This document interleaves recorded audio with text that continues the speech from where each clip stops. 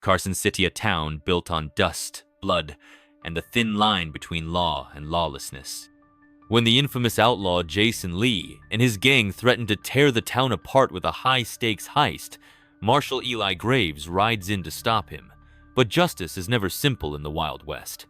Rosa Langford, a sharpshooting bounty hunter with a grudge of her own, finds herself caught between outlaws, corrupt lawmen, and a past that refuses to die. What starts as a mission to bring Lee down spirals into something much bigger, a battle for the very soul of Carson City. As bullets fly and alliances shift, Rosa must decide whether she's fighting for revenge or something worth staying for. In a land where loyalty is bought, justice is scarce, and enemies hide in plain sight, the question isn't who will survive, it's who will be left standing. The town of Carson City was a place of dust and desperation. Nestled between rolling hills and jagged canyons, it had seen its fair share of outlaws, bounty hunters, and lawmen passing through. But on this particular evening, the town held its breath as Marshal Eli Graves rode in, his coat dusted from the long ride, his sharp eyes scanning every shadowy alley and saloon doorway. A wanted poster flapped in the wind on a wooden post beside the sheriff's office. It bore the face of Jason Lee, aka The Eye, leader of the Cowboys, the most dangerous gang in the West. Graves studied the sketch for a long moment before ripping it down and stepping into the sheriff's office. Sheriff Tobias Kane sat behind his desk, an aging man with weary eyes and a thick mustache. He leaned back, feigning surprise. "Marshal Graves, didn't expect to see you this far out." "I go where the trail leads," Graves replied, tossing the poster onto Kane's desk. "And it leads to Lee." Kane let out a deep sigh. "If you ask me, that man's a ghost. Comes and goes like the wind, always one step ahead." Graves eyed him carefully. "I hear different. Word is, he's got a big job lined up. Something about the Iron Creek Express." The sheriff's fingers twitched ever so slightly. A detail most would miss, but not Graves. "I wouldn't know about that," Kane said too quickly. "But I'll keep my ears open." "I'm sure you will," Graves said flatly. He turned to leave, but hesitated at the doorway. "If I were you, Kane, I'd pick a side. The right side." Kane's smile was thin. "I always do." While Graves gathered intel in town, Rosa Langford had her own leads. She had tracked a group of the Cowboys to an old abandoned farmhouse just outside town. From the ridge, she lay prone, her rifle steady as she observed the gang through her scope. Lee wasn't there, but a handful of his men were, laughing, drinking, sharpening their knives. Among them was Sam Tolliver, one of Lee's top enforcers, a man she once called a partner before he left her bleeding in the desert. Rosa smirked. "Tonight's your lucky night, Sam." She lined up the shot, but before she could squeeze the trigger, something shifted in the shadows behind her. A gun clicked. Well, came a voice, low and amused. "Didn't expect to see you here, Langford." Rosa turned her head slightly, recognizing the voice instantly. Eddie Smiles, Monroe, one of Lee's most trusted men, known for his unnerving grin. Her hands remained steady, though her heart pounded. "Smiles," she said. "I figured you'd still be licking your wounds from our last run-in." He chuckled. "Oh, I healed up just fine. Boss has been looking for you. He's got unfinished business." Rosa tightened her grip on her rifle. "That makes two of us." Before he could react, she spun, her boot catching him in the knee. He stumbled back with a curse, but she didn't wait. She rolled down the hill, dodging gunfire, as he and another hidden gunman opened up on her. Bullets whizzed past as she reached the cover of a fallen log. Rosa reloaded quickly and fired back, striking Smiles in the shoulder. He yelped and fell, while the second man retreated into the brush. She didn't chase. Not yet. Instead, she moved to Smiles, grabbed him by the collar, and yanked him close. "Where's Lee?" she demanded. Smiles grinned through the pain. "Closer than you think." Then, from behind her, she heard the unmistakable sound of a shotgun being cocked. "Drop it," came a deep, familiar voice. Rosa turned slowly. Standing there in the moonlight, shotgun in hand, was Jason Lee. His cold, calculating eyes locked onto hers. "Been a long time, Rosa," he said with a smirk. "I was hoping we'd get to have a chat." She clenched her jaw, knowing she was trapped.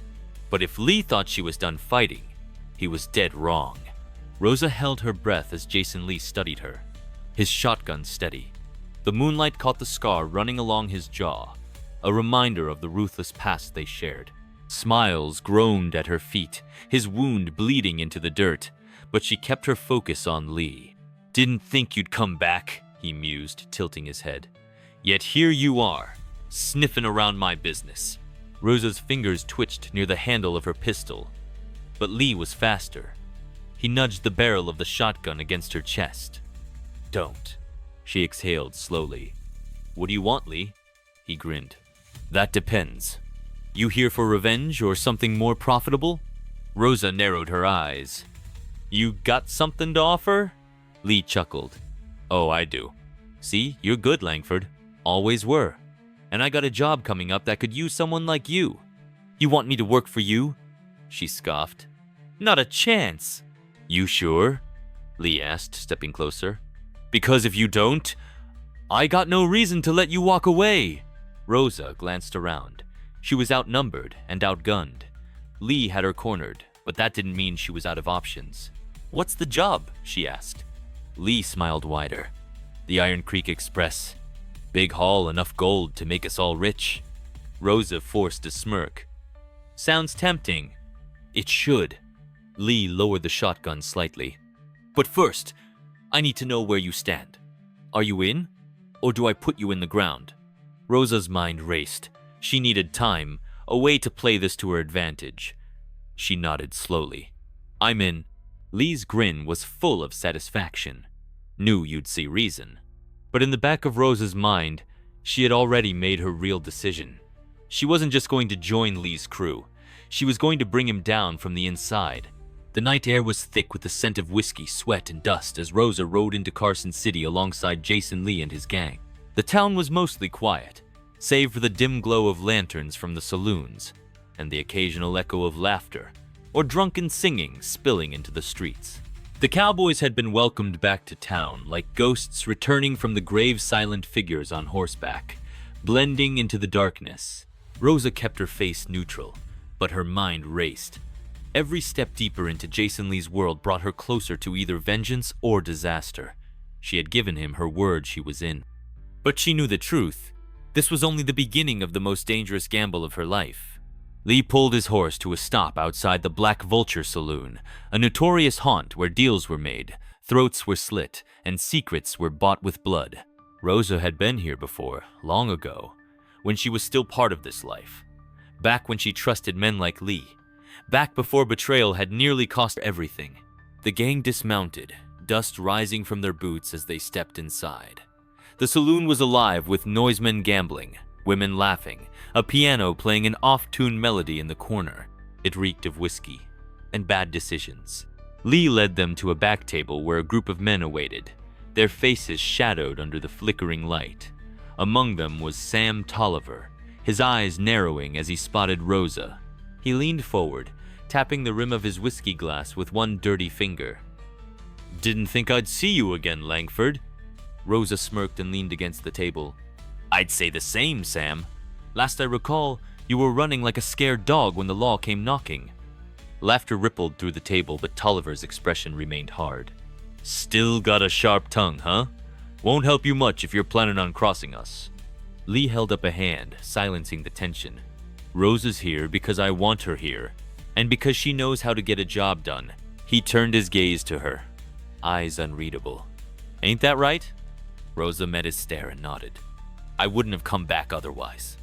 Lee smirked, seemingly satisfied. He motioned for a nearby waitress, who set down a bottle of whiskey and several glasses. "Then let's drink to old times," he said, pouring each of them a shot. "And to new business." Rosa lifted her glass with the others, but she didn't drink. Instead, she listened as Lee leaned in, his voice lowering. "The Iron Creek Express leaves in 4 days. We hit it at Devil's Crossing, right where the canyon walls make it impossible to turn back. There's enough gold on that train to make us kings and queens of this whole damn territory." Tolliver grinned. And the Rangers? Lee's smirk deepened. Graves and his boys won't know what hit him. Rosa's heart pounded. Graves would know because she would make sure of it. But she had to play the part for now. She leaned forward. What's my role in all this? Lee studied her for a moment before answering. Inside job. The train have a hired guard crew. I need someone who can get close, figure out their numbers, their weapons. Make sure we ain't walking into a slaughterhouse. Rosa nodded, pretending to think it over. Sounds easy enough. Don't make the mistake of underestimating him. Lee's voice darkened. You're either with us on this or you ain't. She met his gaze without flinching. I said I was in. He nodded. Good. But as Rosa glanced around the table, she knew that trust was a fragile thing. And the moment Lee suspected her of betrayal, he wouldn't hesitate to put a bullet in her skull. She had 4 days to make sure that didn't happen. The Black Vulture Saloon was a place where whispers carried more weight than bullets. The moment Rosa walked in with Jason Lee and his gang, she felt the shift in the air. Eyes tracked them from the corners. Murmurs slid through the crowd like a slow-moving snake. She was back, and everyone wanted to know why. Lee was playing it cool, but Rosa knew he was watching her just as much as everyone else was. Trust was a rare currency in this world, and hers was in short supply. The whiskey burned in her throat as she nursed her drink, pretending to be at ease while her mind calculated her next move. She had to get word to Marshal Eli Graves. But how? Lee had eyes everywhere. Every bartender, every dealer, every two-bit drunk in this town could be on his payroll. A direct message was out of the question. She needed to be smart, subtle, and she needed to act fast. Hours passed before Rosa found her chance. Lee and his men had taken to drinking and bragging, their plans for the Iron Creek Express heist growing bolder with each round of whiskey. But Rosa? She had slipped out the back, moving like a shadow into the night. Carson City at midnight was quieter, but no less dangerous. The streets were empty, but she knew better than to let her guard down. She kept her hand close to her pistol as she made her way toward the town stables, where a trusted contact might be waiting. Just as she reached the alley beside the stables, a gloved hand shot out, clamping over her mouth. Rosa twisted, ready to strike, but a familiar voice stopped her cold. Easy now. Marshal Eli Graves. She exhaled in relief as he released her, stepping back into the moonlight. His expression was unreadable, but his eyes held the weight of suspicion. You got nerve meeting me like this, Langford. No choice, she whispered. Lee's planning to hit the train at Devil's Crossing, 4 days from now. Graves' face remained unreadable, but she saw the flicker of tension in his jaw. And you're riding with them? She hesitated before nodding. For now. The marshal folded his arms, his presence a wall of judgment. And what happens when they find out where your real loyalties lie? Rosa smirked, though her fingers twitched. Then I make sure they don't.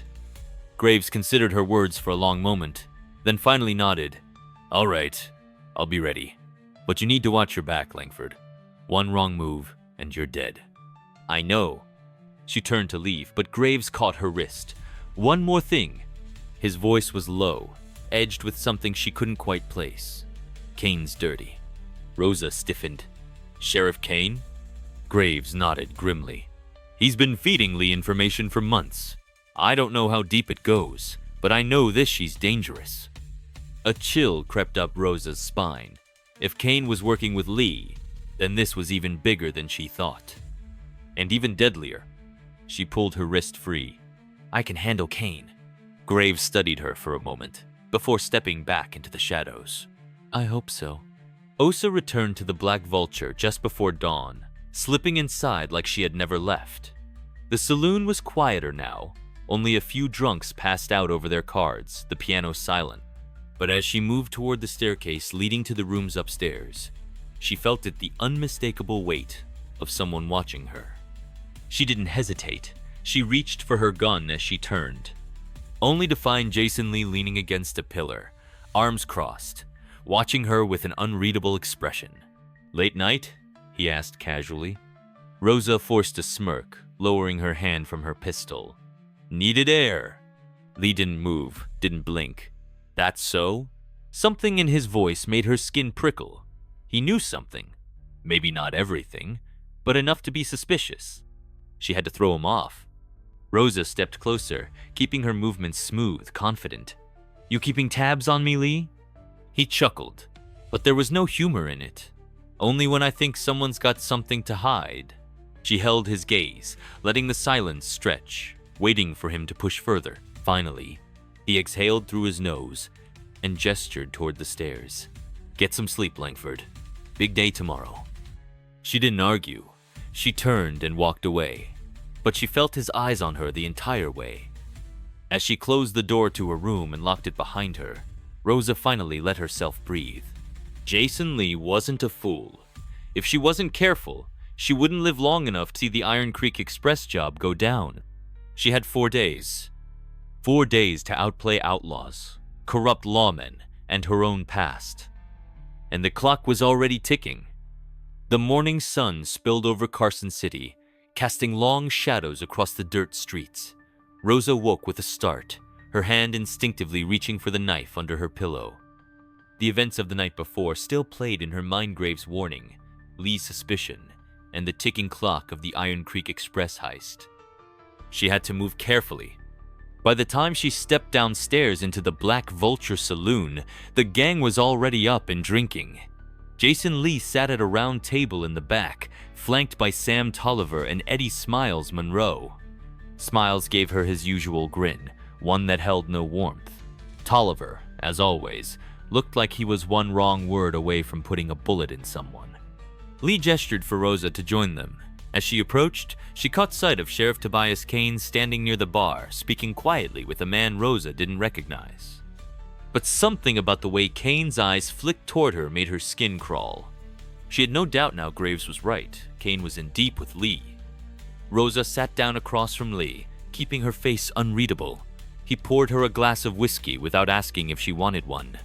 "You ever rob a train before, Langford?" he asked, watching her closely. She picked up the glass, letting the amber liquid swirl. "Not one carrying that much gold." Lee smirked. "There's a first time for everything." Tolliver leaned forward, his voice rough. "If you're riding with us, we need to know we can trust you." Rosa met his gaze, her fingers tightening around the glass. "I said I was in." Lee leaned back in his chair. "Then prove it." The table went quiet. Rosa knew what was coming before he even said it. "There's a man in town," Lee continued, his tone casual. "Goes by Jeb Connors. He's a Pinkerton, sniffing around our operation. He ain't seen much yet, but we can't have him getting close." Tolliver grinned, his gold tooth glinting. "We want you to take care of it." Rosa's stomach tightened. A test. A kill to prove her loyalty. If she hesitated, they'd suspect her. If she refused, they'd know she wasn't on their side. And if she did it, she'd be no better than the men she was trying to bring down. Lee studied her reaction. "Problem?" Rosa forced a smirk. "No problem." Lee nodded, satisfied. "Good. He's staying at the Silver Spur Hotel." She took a slow sip of the whiskey, feeling the burn slide down her throat. Jeb Connors. A name she didn't know. A man she had no quarrel with.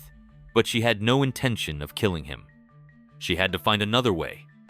The Silver Spur Hotel was a quiet place, mostly occupied by traveling merchants and the occasional gambler who had won big and didn't trust the saloons to hold their money.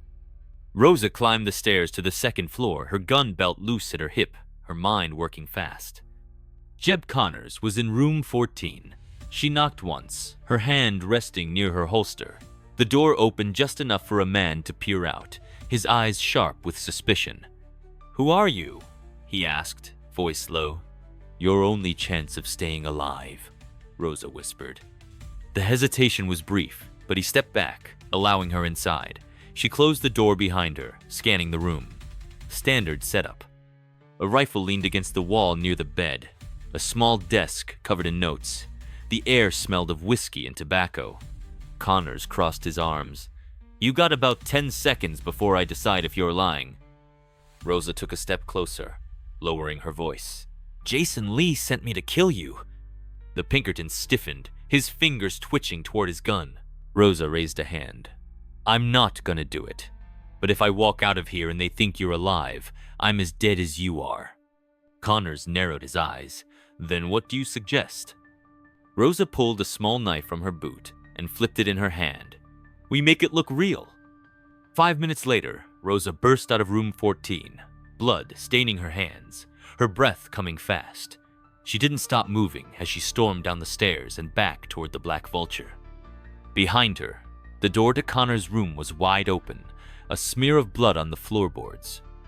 She knew Lee would hear about it before she even stepped foot inside the saloon. And she was right. Lee was waiting at the entrance, leaning against the door frame. When he saw the blood on her hands, he smirked. Fast work! Rosa wiped her hands on her coat. Wasn't hard. Tolliver let out a low chuckle. Damn shame. Pinkertons are tough bastards. Lee nodded approvingly. Welcome back to the fold, Langford. She forced a grin. Glad to be here. But as she stepped past him, her stomach twisted. Jeb Connors was still breathing, but if Lee ever found out she had faked the kill, she wouldn't be. That night, Rosa sat alone in her room, staring at the blood-streaked rag in her hands. The heist was coming. Kane was in on it. Graves was waiting for her signal. And she had just made herself indispensable to Jason Lee. The trap was set. She just had to make sure she wasn't the one caught it. The night air was thick, with the scent of gun oil and desperation. Rosa sat in her dimly lit room at the Black Vulture, cleaning her revolver with slow, practiced movements. The blood-stained rag lay beside her, a grim reminder of the illusion she had carefully constructed earlier that day. Jeb Connors was still breathing, but she couldn't afford to slipknot when Jason Lee's eyes were everywhere.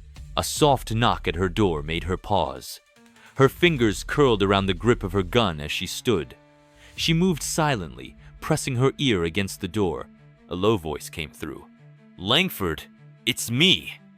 Rosa exhaled and cracked the door open. Eddie Smiles Monroe stood there, his ever-present grin stretched across his face. But there was something different in his eyes tonight, something unsettling. Lee's right-hand man wasn't just here to make small talk. She let him in, shutting the door behind him. What do you want, Smiles? He took his time, moving to the small desk in the corner, inspecting the deck of cards she had left there. Lee's pleased with you, he said, flipping a card over. You passed your little test. That's why I'm here. Rosa crossed her arms, waiting. Smiles glanced at her, then leaned against the desk, folding his arms. You know what happens when you cross Jason, right? Her stomach clenched. If I did, I wouldn't be here. His grin widened, but his eyes remained sharp. Good answer. He stepped closer, lowering his voice. Lee wants you on the inside for the Iron Creek Express job. You ride with me and Tolliver tomorrow morning to scout the train yard. You'll be the one to get us close. Rosa forced a smirk. Seems like he trusts me more than you. Smiles chuckled. Or maybe he just wants to see what you'll do when the noose tightens. He reached into his coat, pulling out a folded paper. Details of the security schedule. Study it. We'll talk at dawn. He tossed the paper onto the desk and strolled toward the door. Before he left, he turned back, his grin fading just a little. And Rosa, if you're thinking of playing both sides, I'd reconsider. Then he was gone, leaving Rosa standing in the dim light, her heart pounding. Rosa didn't sleep.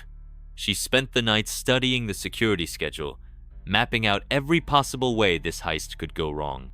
The train was well guarded, too well guarded for a simple smash and grab. Something wasn't adding up. By dawn, she was in the saddle, riding alongside Eddie Smiles and Sam Tolliver toward the train yard. The chill of the early morning air did nothing to ease the tension between them. Tolliver spit into the dust. Pinkerton's been sniffing around. Lee wants this job done clean. Rosa kept her expression neutral. And if it ain't? Smiles grinned. Then we kill everyone aboard. She hid the shudder that ran through her. 4 days until the heist. 4 days to find a way out of this. They reached the train yard by midday. Smoke billowed from the engines. The metallic scent of iron and coal thickened the air. The Iron Creek Express sat on the main track, its polished steel gleaming under the sun. Armed guards patrolled the perimeter, their hands resting on their rifles. Tolliver squinted at the scene. Lot more men than we expected. Rosa nodded, her mind racing. If she could feed this information to Graves, they could use it to their advantage. But she needed to be careful. One wrong step, and Lee would know she had turned against him. She took a slow breath. We need a way in that doesn't get us all shot. Smiles leaned against a post watching the guards.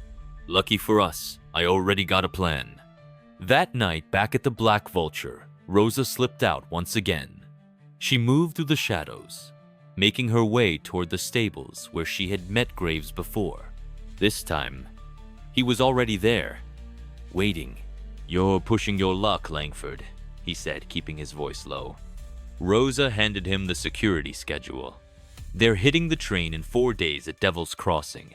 Smiles and Tolliver are in charge of getting us inside. Graves scanned the paper. His expression darkened. They've got a man inside the train company. That's how they knew the security schedule. Rosa exhaled sharply. Kane? Graves shook his head. Worse. A Pinkerton. The blood drained from Rosa's face. If Lee had bribed a Pinkerton agent, it meant that someone on Graves' side was already compromised. You need to be careful, Graves warned. If they suspect you, they already do, she admitted. But I can still make this work. Graves frowned, then reached into his coat and pressed a folded note into her hand. This is a signal. When the time comes, set it off, and we'll be there. Rosa tucked the paper away, nodding. I just have to survive until then. Graves' voice softened. You'd better. She turned to leave, but something made her pause. Graves. He looked at her. If I don't make it out of this, make sure Lee doesn't either. His jaw tightened. I promise. Rosa made it back to the Black Vulture without incident, but as she stepped inside, she felt it immediately something was wrong. The saloon was too quiet. The usual rowdy atmosphere was gone. Men sat at their tables, hushed. Smiles and Tolliver were missing. And Jason Lee was waiting at the bar. He turned as she walked in, a slow, knowing smile stretching across his face. Langford. Her muscles tensed. Lee. He motioned to the empty chair beside him. Have a drink with me. Rosa hesitated. Every instinct screamed at her to run, but she forced herself to move, taking the seat. Lee poured 2 drinks, sliding one toward her. You've been busy, he said, taking a sip. Rosa picked up the glass, hiding the shake in her hands. Had to make sure everything's ready. Lee nodded, watching her carefully. Then, with a casual flick of his wrist, he pulled a folded piece of paper from his coat and set it on the bar between them. Rosa's breath caught in her throat. It was the same note Graves had given her, the signal. She looked up slowly, meeting Lee's gaze. His smirk was gone. Care to explain this? The room was silent. Every man in the saloon was waiting, their hands near their guns. Rosa had seconds to decide. Lior shoot her way out. And either way, the war had begun. Rosa's heart pounded, but her face remained unreadable. Jason Lee's sharp eyes bore into hers, searching for the truth. Around them, the saloon was silent, every man waiting for her next move. The weight of a dozen hands resting near their holsters was enough to make the air thick with tension. She reached for her drink, deliberately slow, taking a measured sip of the whiskey. When she set the glass down, she leaned back in her chair, exhaling. You tell me, Lee, she said, nodding at the folded note.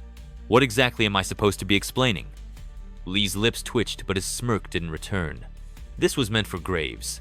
Your little signal for him to come storming in and save the day. So tell me. Langford, why is it in my hand? Rosa's mind raced.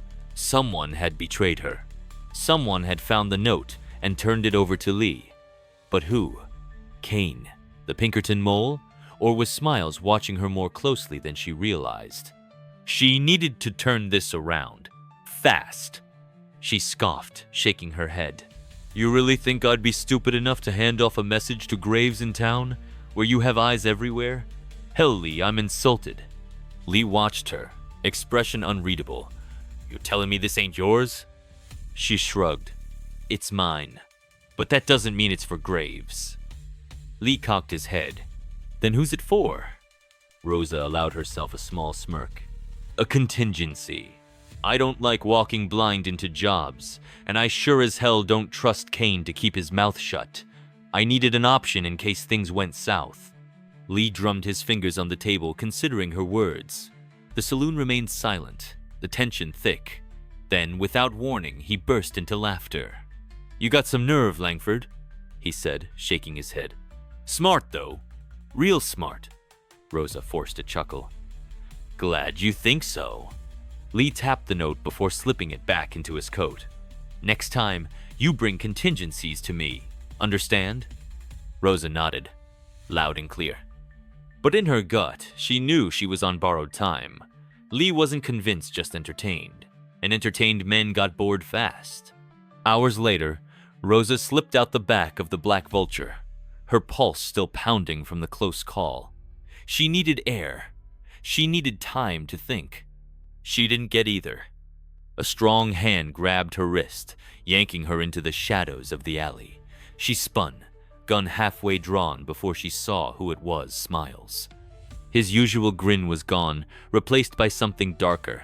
That was real pretty back there, he murmured. You almost had me convinced. Rosa yanked her arm free. What the hell do you want? Smiles tilted his head. I've been watching you, Langford. You play the game well. But Lee ain't the only one who sees through your act. Her fingers twitched at her holster. You got something to say, Smiles. Say it. He stepped closer, lowering his voice. I know you didn't kill Jeb Connors.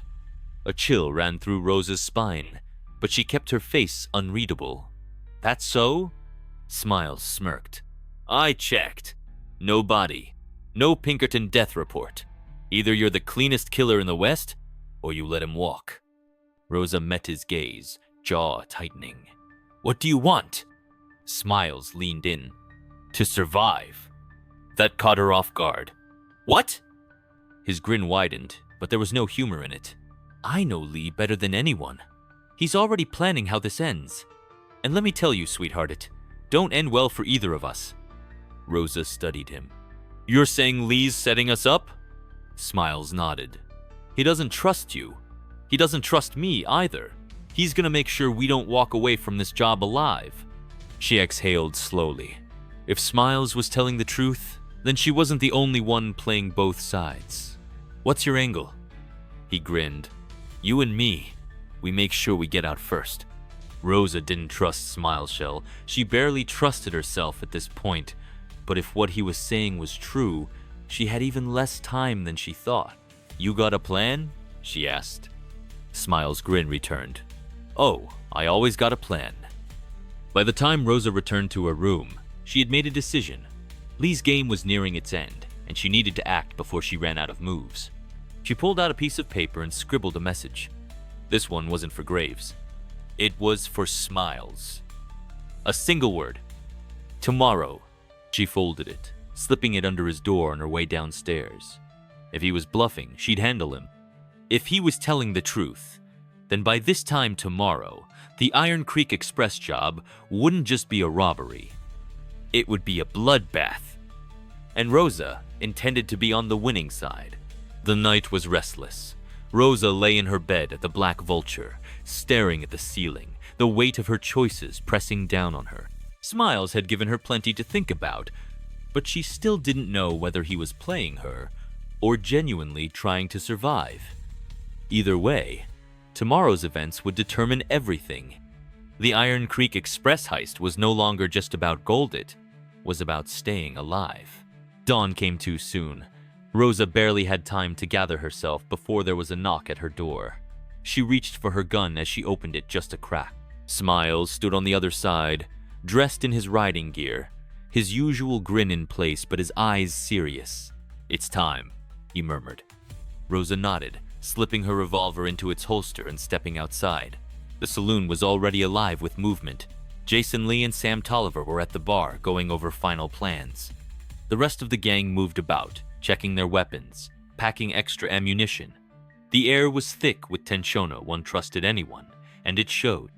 Lee spotted Rosa and beckoned her over. She met his gaze without hesitation. You ready? He asked. Rosa gave a small smirk. Always. Lee studied her for a moment, then nodded. We ride out in an hour. Don't be late. She didn't reply, turning instead to Smiles, who was already making his way to the stables. She followed him, making sure they weren't being watched before speaking. Everything set? Smiles adjusted his gun belt. More or less. But there's one problem. Rosa stiffened. What? Smiles lowered his voice. Tolliver's watching us. He's suspicious. She let out a slow breath. Of course he is. He's Lee's attack dog. Smiles smirked. Then we need to throw him off our trail before we make our move. Rosa narrowed her eyes. And how do we do that? Smiles reached into his coat and pulled out a small, folded note. We set him up. Tolliver was mean, but he wasn't smart. That made him dangerous in a different way, quick to act, slow to think. If they could make him believe he was onto something, they could steer him right where they needed him to be. Smiles handed Rosa the note. She unfolded it, reading the brief but damning words. Tolliver Kane's been talking to the Rangers. He's selling you out. Rosa looked up, raising an eyebrow. This is risky. Smiles chuckled. So is breathing in this town. They made sure the note ended up where Tolliver would find it folded inside his saddlebag. The moment he read it, Rosa saw the shift in his demeanor. His fingers twitched near his holster, his eyes darting toward Sheriff Tobias Kane, who was standing by the saloon, oblivious to the deadly seed they had just planted. Tolliver's face darkened, and without a word, he stormed off in Kane's direction. Rosa turned to Smiles. That'll buy us some time. Smiles nodded. Let's hope it buys us more than that. By midday, the gang was on horseback, riding hard toward Devil's Crossing, where the Iron Creek Express would pass through. The landscape was unforgiving rocky ridges, dry riverbeds, and jagged cliffs that left little room for error. One wrong step, and a man could fall to his death. Rosa kept pace with Smiles, her eyes constantly scanning their surroundings. Every moment they got closer to the job, the more dangerous it became. Lee rode ahead, his coat billowing in the wind. He turned in his saddle, his gaze falling on Rosa. You remember your part? She nodded. I get inside. Make sure security is where we want him. Lee smirked. Good. You mess this up, Langford, and I'll put a bullet in you myself. Rosa forced a smirk. Noted. She already knew Lee had no intention of letting her walk away from this job, no matter how well it went. He would tie up every loose end, including her. That meant she had to strike first. The sun hung low by the time they reached Devil's Crossing. The train would be coming soon, and the gang wasted no time setting up their ambush. Rosa, Smiles, and 2 other men would board the train from the ridge above while Lee, Tolliver, and the others would create a diversion at the tracks. Rosa crouched beside Smiles, watching as the first wisps of smoke appeared on the horizon. This is it, Smiles murmured. Rosa nodded. You still with me? Smiles grinned. Until the shooting starts. She smirked. Good enough. The Iron Creek Express rumbled closer, the ground trembling beneath them. Rosa exhaled slowly, gripping the edge of the ridge. Then, Jason Lee gave the signal. Gunfire erupted. It was time. The Iron Creek Express thundered toward Devil's Crossing, steam billowing into the sky like a ghostly omen. The ground shook beneath Rosa's boots as she crouched on the ridge, watching the locomotive barrel toward them. Her pulse matched the rhythmic clatter of iron wheels against the tracks. The moment of truth had arrived. Gunfire cracked through the canyon. Below, Jason Lee and his men had already sprung the first part of their ambush. Explosions rang out near the track's bluff charges meant to spook the train crew into slowing down. Men on horseback galloped alongside the train, firing at the guards stationed near the cars. Rosa gritted her teeth. She and Smiles had only one chance to get inside unnoticed. If they failed, they'd be gunned down before they ever reached the gold. Smiles grabbed her arm. You ready? Rosa took a breath and nodded. Together, they sprinted to the edge of the ridge and leapt. They landed hard on the roof of the first car, the impact rattling her bones. Rosa rolled and grabbed hold of a metal railing before she could slide off. Smiles landed beside her, cursing under his breath. The wind howled as the train sped through the canyon, bullets flying all around them. Below, Lee and the others were drawing the guards' attention, but they wouldn't have long before reinforcements arrived. Rosa crawled toward the edge and peered down. 2 armed guards stood by the entrance to the cargo car, the one holding the gold. Smiles reached into his coat and pulled out a throwing knife. Before Rosa could stop him, he flung it, the blade finding its mark in the neck of the first guard. The second guard barely had time to react before Rosa dropped down on him. She slammed the butt of her pistol into his temple, knocking him cold. Smiles grinned. Efficient. She shot him a look before turning to the door. "Let's move." Inside, the cargo car was dimly lit by oil lamps. Wooden crates lined the walls, and in the center sat a reinforced steel vault, their prize. But they weren't alone. As soon as Rosa stepped inside, a gun barrel pressed against her back. "Well, well," came a voice she didn't recognize. "Seems we got ourselves some unexpected company." She glanced at Smiles, who had his hands up, his usual grin faltering. The voice belonged to a man in a sharp black suit, his badge glinting in the lamplight, a Pinkerton agent. Rosa's stomach sank. The inside man. The agent smirked. Jason Lee thought he was the only one who had this job figured out. He cocked his gun. He was wrong. Before Rosa could react, the door behind them burst open. Jason Lee stormed inside, his revolver raised. And suddenly, the real fight began. The air inside the cargo car grew thick with tension. Rosa's mind raced as Jason Lee stood at the doorway, his revolver aimed at the Pinkerton agent. The agent, in turn, kept his gun trained on Rosa. Smiles, caught in the middle, raised his hands ever so slightly, his signature grin replaced with something closer to a grimace. "Well, this just got interesting," Smiles murmured. Lee's jaw tightened. "You got a death wish, Pinkerton?" The agent's smirk didn't waver. "Depends. You plan on walking out of here alive?" Without warning, the train lurched, nearly throwing them all off balance. Rosa seized the moment, twisting sideways and slamming her elbow into the agent's wrist. His gun discharged, the bullet whizzing past her ear. Lee fired in response, his revolver roaring, but the Pinkerton dove behind a stack of crates, knocking over an oil lamp in the process. Fire flickered to life, licking at the wooden floor. Smiles was the first to react, drawing his pistol and firing twice into the crates. The Pinkerton grunted, but he wasn't dead yet. Lee growled, his patience wearing thin. "We don't have time for this." Rosa ignored him. She dove for the vault, pulling out a set of dynamite sticks from her satchel. Then, "Let's blow this open before we all burn alive." The flames were spreading, feeding on the splintered wood and dry canvas of the cargo. Smoke curled toward the ceiling, filling the space with an acrid stench. Rosa worked fast, placing the dynamite against the vault's lock, while Smiles kept an eye on the Pinkerton. Lee stood at the door, barking orders at his men outside. "Light it!" Rosa shouted. Smiles didn't hesitate. He struck a match and touched it to the fuse. Sparks hissed as the fuse burned down. Rosa grabbed Smiles by the coat, yanking him backward just as the explosion ripped through the car. The vault door flew open, the force of the blast sending gold bars and loose bills tumbling onto the floor. Smoke clouded the air, making it impossible to see more than a few feet ahead. Rosa coughed, waving the smoke from her face as she spotted the prize. They had done it. Just as she turned to grab a sack, a gunshot rang out. Smiles staggered backward, his grin faltering as blood bloomed across his chest. He looked down, stunned, before collapsing against a crate. Rosa's heart lurched. The Pinkerton had fired his last desperate shot. Rosa spun, her gun already raised. She didn't hesitate. Her bullet struck the agent square in the head, snapping it back against the crate. He slumped lifelessly to the floor. But there was no time to check on Smiles. Lee grabbed Rosa's arm. "Forget him! Get the gold and move!" Rosa hesitated. Smiles had warned her about Lee, about how this job would end.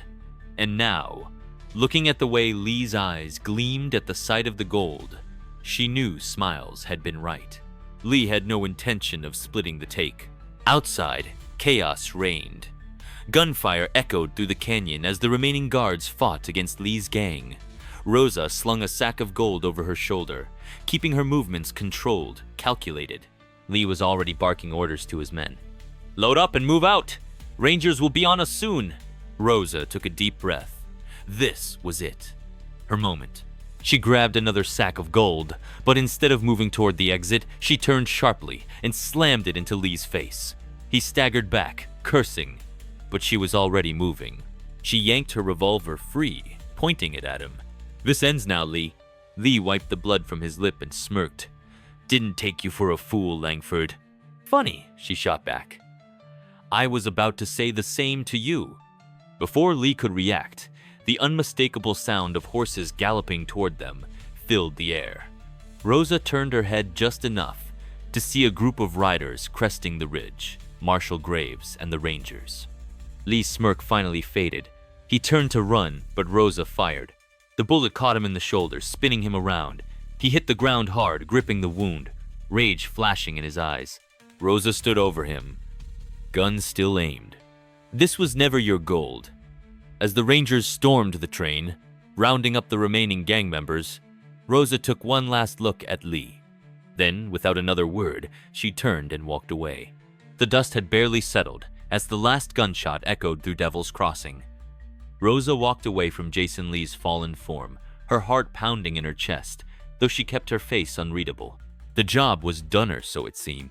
The Rangers descended upon the wreckage of the Iron Creek Express, rounding up any outlaws still breathing.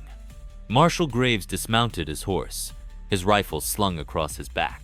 His sharp eyes locked onto Rosa as he stepped toward her. "You cut it damn close, Langford." Rosa gave a small, tired smirk. "Wouldn't have it any other way." Graves let out a low breath, then looked past her to where Jason Lee lay groaning in the dirt. Blood soaked his shirt from the wound in his shoulder, but he was alive. Barely. "Think I ought to finish him," Rosa muttered, eyeing Lee with distaste. Graves shook his head. "No need.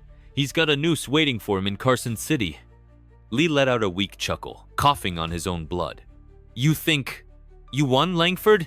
His voice was hoarse, but the venom remained. "This gold, this town, none of it changes. Another man'll take my place."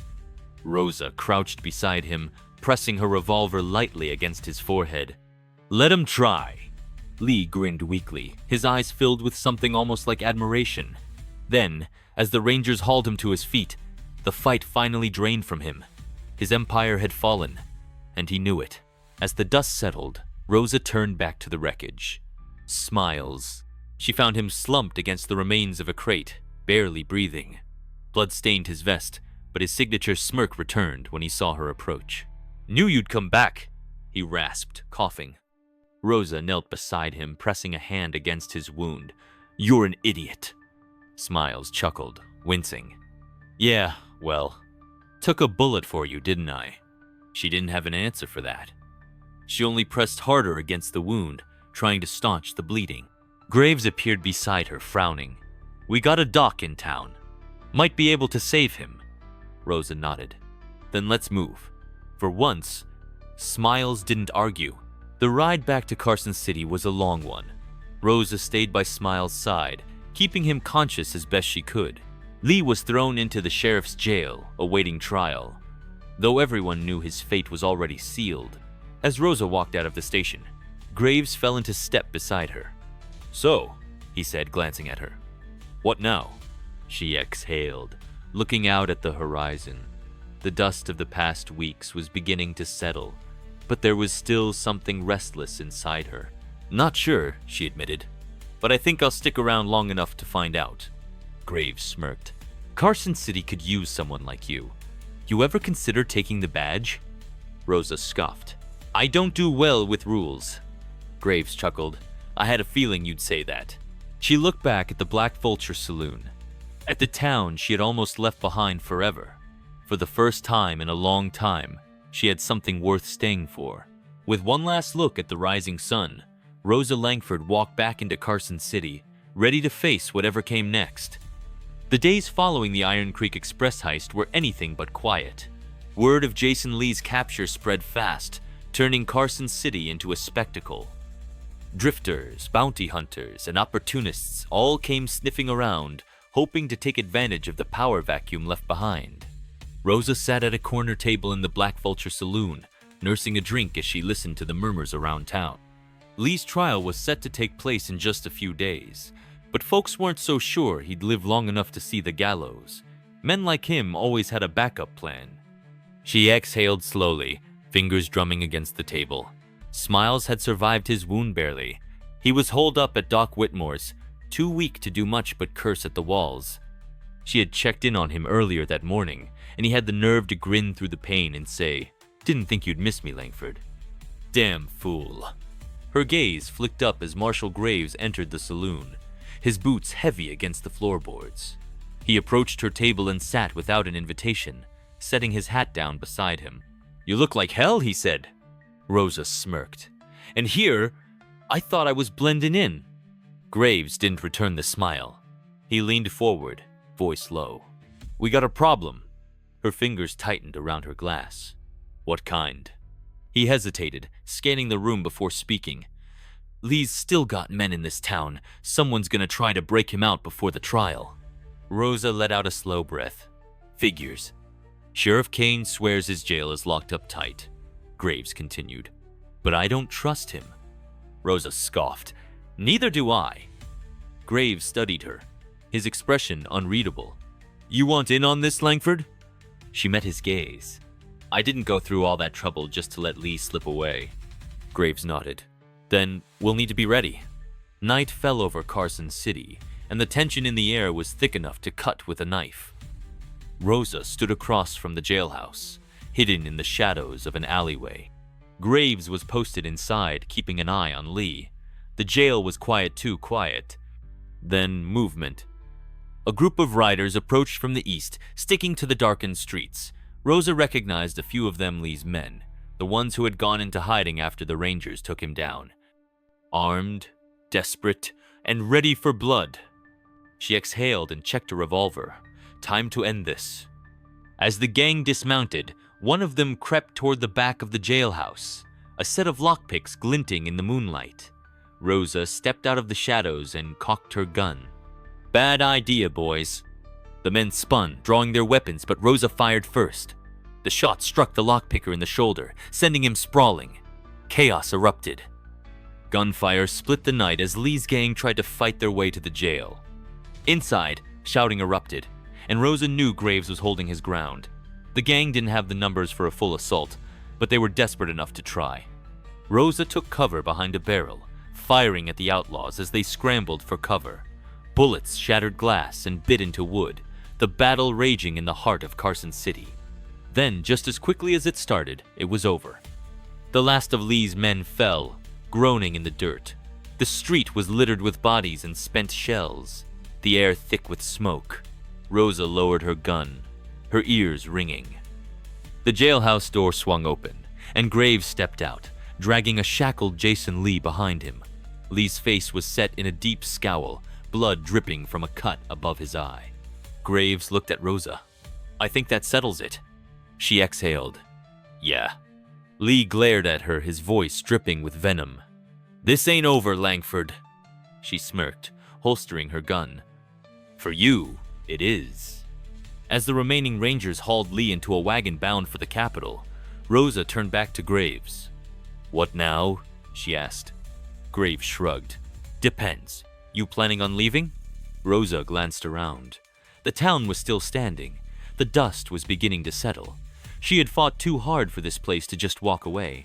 "Not yet," she said. "Might be time to stick around for a while." Graves chuckled. "Carson City could use someone like you." Rosa smirked. "Yeah, well, let's see if the town agrees." As the first rays of dawn crept over the horizon, Rosa Langford stood in the middle of the street, knowing one thing for sure: she was exactly where she needed to be. Carson City awoke to the aftermath of battle. The bodies had been cleared from the streets, but the scars remained: shattered windows, bullet-riddled buildings, and a lingering unease among the townsfolk. The war might have been won, but the fight wasn't over. Rosa Langford knew that better than anyone. She leaned against the wooden railing of the Black Vulture saloon, a fresh cup of coffee warming her hands as she watched the townspeople move about. Some nodded her way. a quiet acknowledgement of the role she had played in keeping Carson City safe. Others avoided her gaze, as if unsure whether to see her as a hero or just another outlaw who knew how to aim straight. Marshal Graves strode up beside her, adjusting the brim of his hat. "Lee's transport left at dawn," he said. "Bound for the capital." Rosa took a slow sip. "No trouble?" "Not this time." Kane tried to stir up some noise, but the ranger shut him down quick. Graves glanced at her. "You worried?" She exhaled. "Men like Lee don't go down easy. If he's got one more trick up his sleeve, we'd be fools to let our guard down." Graves nodded. "That's why I'm sticking around." She smirked. "And here, I thought you had better places to be." Graves chuckled. "Not anymore." As the morning passed, Rosa remained watchful. Carson City might have quieted, but there was an itch in the back of her mind, an unease she couldn't shake. It only got worse. When a lone rider came through town just before noon, he was tall, draped in a long brown duster, his hat pulled low. His horse was coated in dust from a long ride, and the way he sat in the saddle told Rosa he was no ordinary traveler. The man rode straight for the sheriff's office and dismounted. He tied his reins with the patience of someone who wasn't worried about making an impression. Then he turned toward the Black Vulture and walked inside. Rosa followed, keeping her distance. The saloon quieted as the stranger made his way to the bar. He pulled off his hat, revealing dark, weathered features and sharp, intelligent eyes. When he spoke, his voice was smooth but firm. "Whiskey." The bartender obliged quickly. Rosa approached the bar, taking a spot 2 stools down. The man took a slow sip of his drink, then turned his head slightly toward her. "You Langford?" he asked. Rosa stiffened, but didn't show it. "Who's askin'?" He set his glass down. "Name's Elias Vane. I worked with Lee a long time ago." The air thickened. Graves had warned that Lee's men might still be around, but this was different. Elias Vane wasn't just a stray outlaw looking for revenge, carried himself like a man who had seen more than his fair share of trouble. The kind of man who didn't show up in a town like Carson City without a reason. Rose's fingers rested near her holster. "And what do you want, Elias?" He studied her for a long moment before answering. Jason Lee had a partner. Someone with deep pockets. Someone who wanted that gold, just as he did. Rosa narrowed her eyes. "You saying there's someone bigger behind all this?" Elias nodded. "And they're not too happy with how things turned out." The saloon felt colder. Rosa exchanged a glance with Graves, who had entered quietly and was now leaning against the far wall, listening. Elias took another sip of whiskey before finishing his thought. Jason Lee might be gone, but the man behind him? He set his glass down and met Rosa's eyes. "He's just getting started." Rosa Langford felt a chill creep down her spine as Elias Vane's words sank in. Jason Lee had been the face of the operation, but there had been someone pulling the strings from the shadows. And that someone was still out there, waiting to reclaim what was lost. The saloon was silent, the weight of Vane's revelation settling over the room like a storm cloud. Rosa set her cup down and folded her arms. "You got a name?" Vane smirked. "Wouldn't be much of a partner if Lee went around naming him, now would he?" Graves stepped forward, his eyes cold. "You rode all this way to tell us there's a bigger fish, but not who it is." Elias swirled the last of his whiskey. "I came to warn you, and maybe strike a deal." Rosa arched a brow. "A deal?" He leaned in, his voice lower. "I used to ride with Lee, but I knew when to walk away. The man funding him, he doesn't take kindly to failure. When he finds out Lee's locked up, he's gonna come looking for the ones who put him there." He glanced between Rosa and Graves. "That means you." Graves remained unimpressed. "Why warn us?" "Because I don't plan on dying for a ghost," Elias said simply. "I figure I can help you, and in return you make sure I don't end up 6 feet under." Rosa studied him.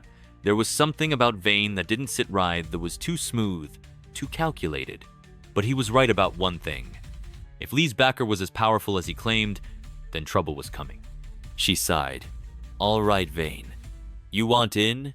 You start talking. What do you know?" Elias hesitated, then exhaled. "I know this man's got ties in places you wouldn't expect. Ranchers, politicians, even lawmen. He's got money, and that makes him dangerous. Rosa narrowed her eyes. And where do we find him? Vane smirked. That's the tricky part. He finds you.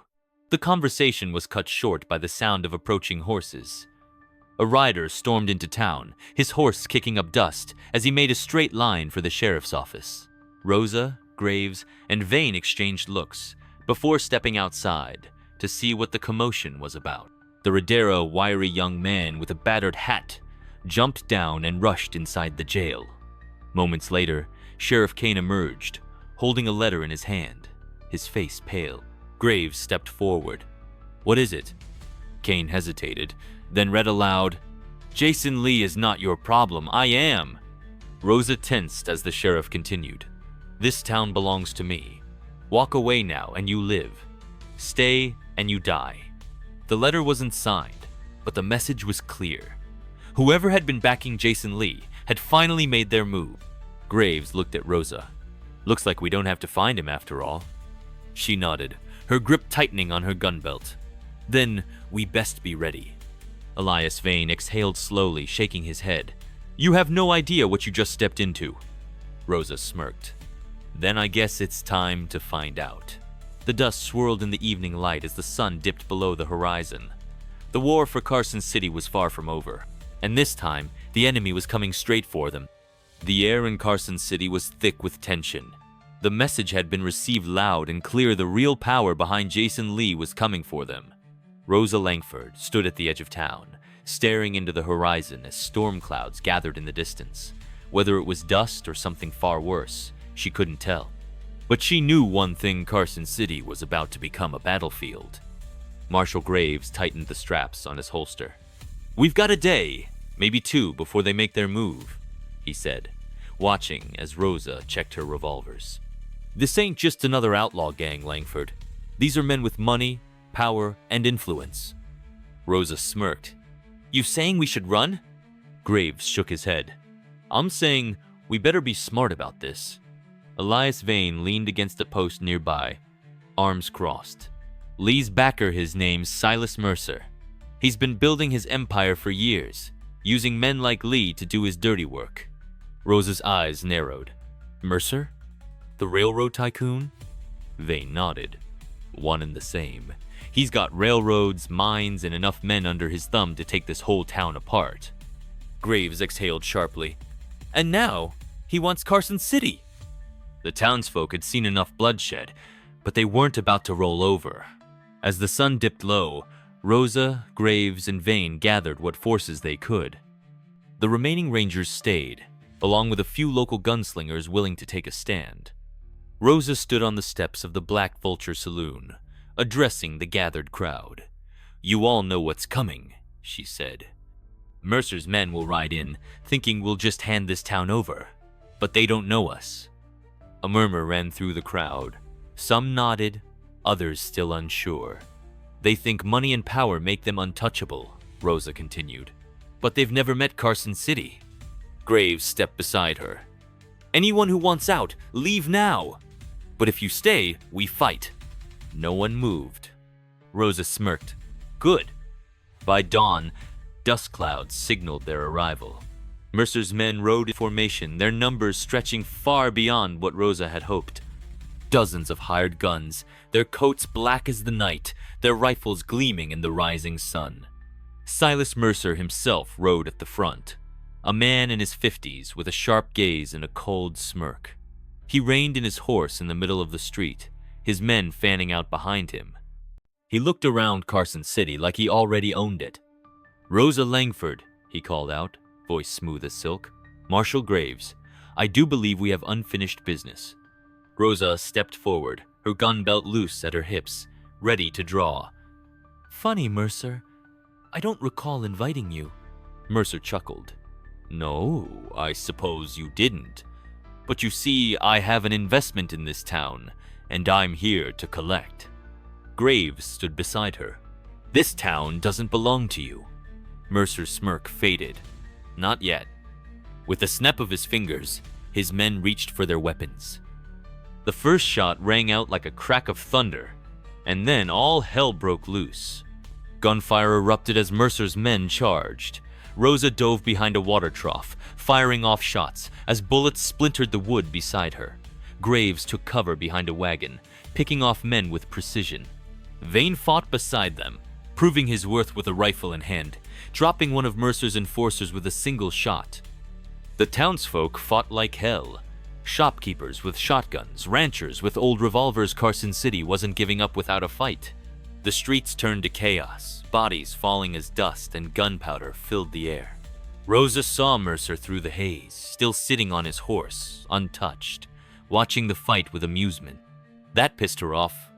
Determined, Rosa sprinted across the battlefield, weaving between bullets and bodies until she reached Mercer. He turned just in time to see her. She fired.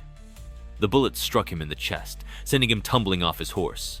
His men faltered, their leader down. Some tried to fight on, but others turned tail, riding hard out of town. The battle ended as quickly as it had begun. The dust settled, the air heavy with smoke and death. Rosa approached Mercer's fallen body. He gasped, blood staining his fine coat, but he still managed a weak chuckle.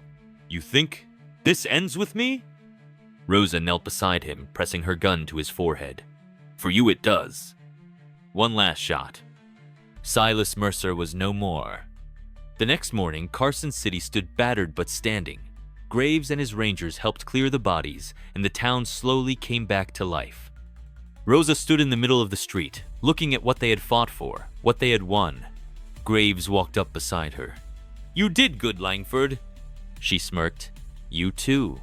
He eyed her. "Still thinking of leaving?" She sighed, glancing around. "Number, I think I'll stick around." Graves nodded. "Good. Carson City could use a woman like you." Rosa smirked. "Yeah, I suppose it could." The sun rose over Carson City, and for the first time in a long time, Rosa Langford felt like she belonged. The fight was over.